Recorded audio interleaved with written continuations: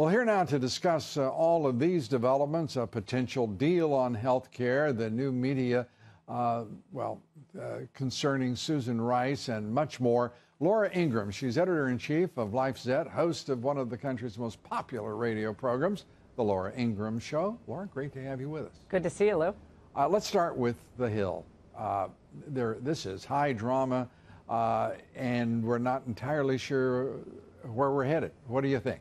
I talked to a member of the Freedom Caucus a couple of hours ago, Lou, and he said that there looks like there's some flexibility on the regulatory aspect. A lot of folks are very skeptical that the phase 2 and phase 3 would ever happen. It's good to hear about phase 2 and phase 3, but a lot of them need more assurance that the deregulatory moves on the part of the Secretary of HHS and others will happen like now. Like you can do a lot even before they do the move on health care. So I think there's some meeting of the minds on that.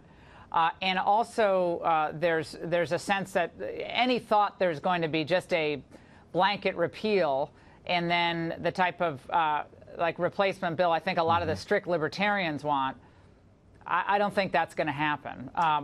But they're feeling a lot of heat. A lot of these members are feeling heat from big donors, business owners in their communities and their districts. And I've heard this from two different members that they're getting hammered. Even though the legislation now, when you say they, are you talking about the Freedom Caucus getting hammered? Yeah. Or are you talking? Yeah, that there's being pressure brought to bear on them, even though, as we know, the tally as it was previously included more non-Freedom Caucus members in opposition than Freedom Caucus members. But you had this set up right. There's a sense of real urgency that if this is not done in this, the next month or so, that it's going to be difficult for them to move on other key pieces of legislation. Not impossible, but it really makes the tax reform much easier. It gives them more flexibility on infrastructure because of the proposed what they think are going to be tax savings because of this. So they need to get this done, they believe. I think they have to do it right. And have a real mechanism in place, Lou, for driving the cost of health care down, which if that's the real ticking time bomb here. If health care costs keep going up, it just means a smaller and smaller portion of American health care consumers are going to be paying for the health care of a larger and larger pool of people as the whole system begins to fall apart. Yeah, again, there is this sort of preposterous posturing built into this, which has become something of a hallmark of Speaker Ryan's method of operating. Don't show up at the meeting, which is critically important tonight among all these groups. So he's obviously leading, if not from behind, but from over there behind a bush or something.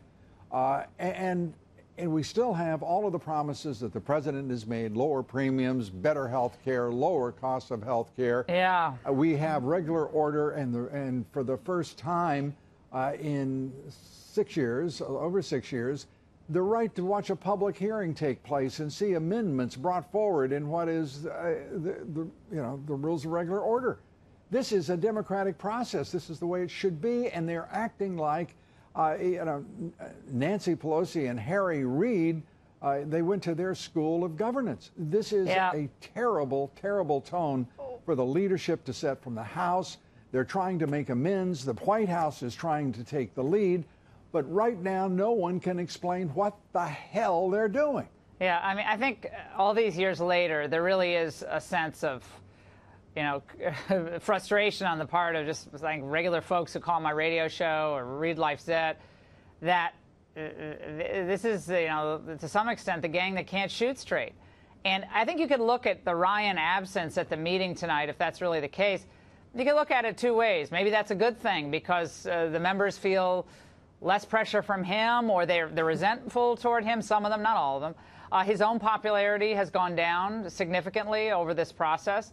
I think, you know, he had a vision about how this should be done. But remember, his Better Way agenda. Oh, God, you said it. Better way. A Better Way agenda was not exactly the winning Trump agenda. So I think it's good that Mulvaney's there. This has to be driven by Donald Trump. Donald Trump won in a shocking victory in November. It's his damn agenda. Can anybody in the Republican conference comprehend that? Yeah, so his agenda really needs to drive this, and I think a lot of the members are going to have to make their own decisions. I mean, they're going to make their own decisions, and maybe some of them will go their own way, and that's just the way it's going to go. And I don't think that's necessarily a bad thing. Everybody's got to make their own decisions here. Well, but I'm know delighted this, for the them to make Democrat. their own decisions. What I'm not delighted at is this preposterous posturing again on the part of Ryan as some sort of necessary presence, even if it's over yonder rather than in the room with the very people who've got to make up their minds. By the way, they not only have to vote here, I would like to, I know this is radical, I'd actually like to see the members of Congress contribute their ideas, their thoughts, and their values to whatever this legislation is, because this president ran on a very specific set of promises. He has some terrific people working for him, including, as you said, the OMB director, Mick Mulvaney. They're there.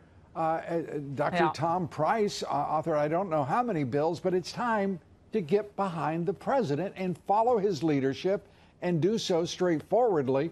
Well, I think on the first bill, though, on the first, health care legislation through reconciliation. Remember, it really wasn't being driven by the White House for the most part. Exactly. That was a strategic mistake. It was mostly given to Paul Ryan. I'm not trying to beat up Paul Ryan. Paul Ryan's, we know what Paul Ryan's agenda has been. Please don't carry him on your back, because that's what half of the conference is doing, instead of saying, Paul Ryan, grow up, be a leader, or get the hell out of the way. Yeah, well, what I think is what I've been saying for a couple of years now. The Trump populist conservative agenda is what's popular in the country. It's not libertarian. Libertarianism did not win the election on November 8th. That's not what won. There's, not that's cast aspersions on libertarians, but they had their people and they didn't win. Right. So Donald Trump won on a specific set of proposals, including repeal, replace, the border wall. You got to have money to pay for that border wall, and they wanted to find it through this